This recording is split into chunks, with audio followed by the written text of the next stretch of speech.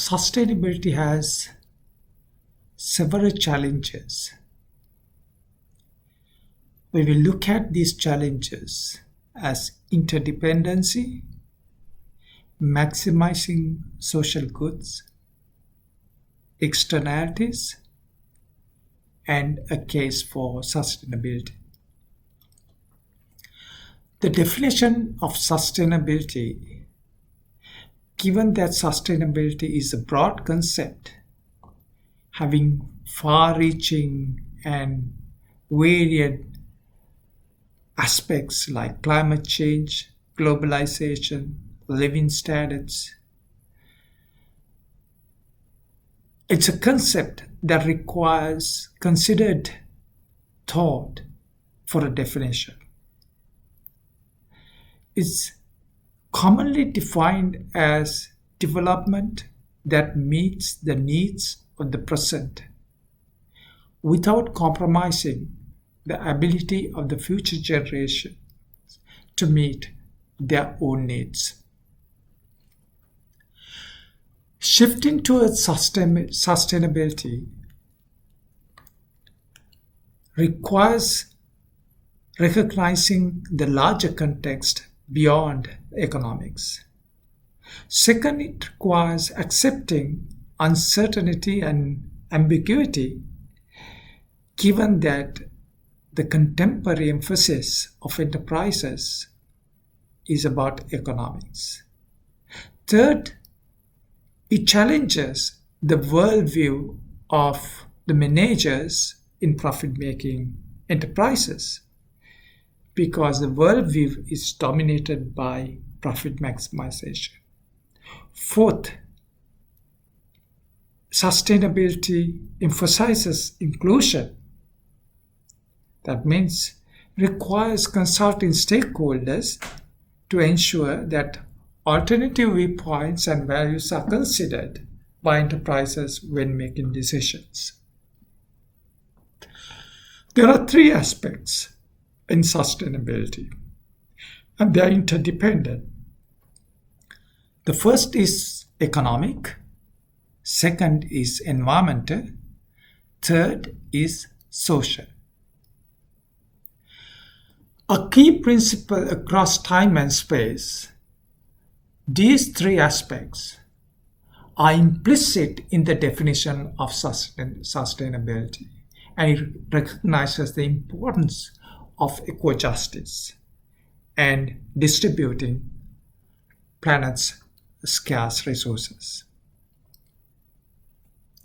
Involving staff and broader community in reducing waste, recycling materials, and using renewable resources are required by companies to decrease their detrimental impact on the environment, while increasing profits in a socially responsible manner.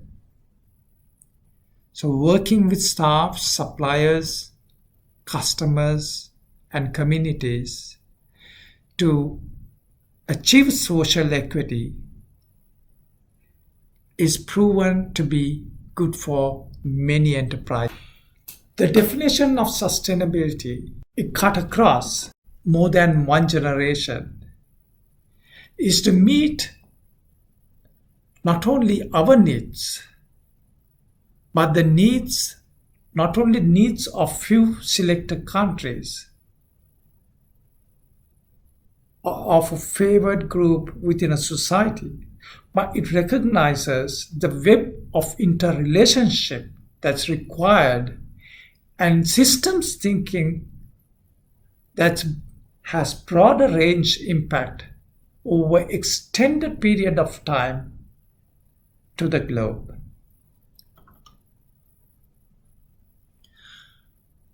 If you take, for example, a small pet store specialized in exotic reef fish, they might wonder what social and environmental impact their business might have. To do that, they might follow 5 steps. First, an enterprise must identify the problem In identifying that problem, they had to look at what are the social and environmental impact from their activities. Second, collect relevant information. For example, fish are caught in the wild with methods that are not sustainable. That has to be corrected. Third, determine possible courses of action and their consequences.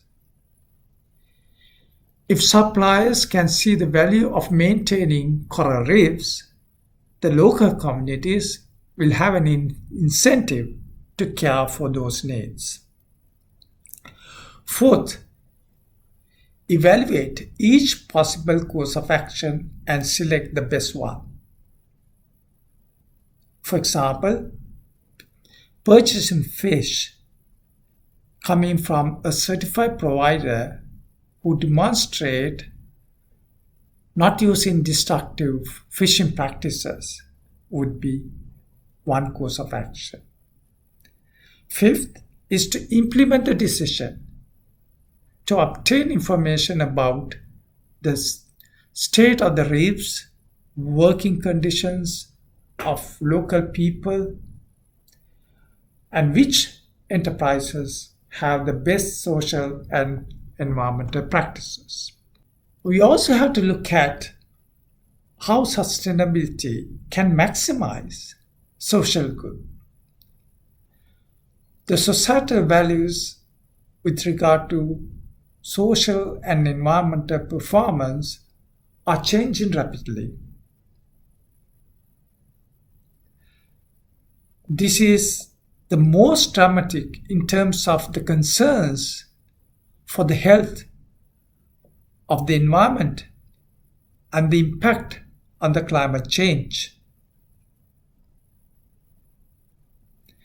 The social responsibility of enterprises is communicated to consumers through fair trade labels, specific industry certifications, such as Rainforest Alliances for coffee beans, and organization certification through welfare trade organizations. If the values demonstrated by an enterprise are consistent with individuals' values, the consumer's value, they're more likely to view the brand favorably. When we talk about sustainability, invariably we have to talk about externalities. Externalities means they are the unrecognized costs of production because the enterprises are either not paying or underpaying for it. In 1973, the American Accounting Association defined externalities as failure of the material decisions making processes to consider all the costs of producing and distributing the product. Ideally, they should be identified and allocated to individual firms whose actions cause them. Internalization of these costs would force managers to consider